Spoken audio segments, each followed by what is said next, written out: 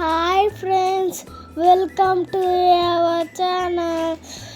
ఈరోజు మా mummy chicken pakodi వేసింది ఫ్రెండ్స్. నాకు చికెన్ పకోడీ అంటే చాలా ఇష్టం ఫ్రెండ్స్, అందుకే మా మమ్మీ వేసింది. అలా ఏమేమి వేయాలో తెలుసా ఫ్రెండ్స్? ఇప్పుడు చికెన్ వాష్ చేసుకొని కొంచెం సాల్ట్ వేసి, పసుపు వేసి, కారం వేసి, పేస్ట్ వేసి, పెరుగు వేసి మిక్సింగ్ చేయాలి ఫ్రెండ్స్.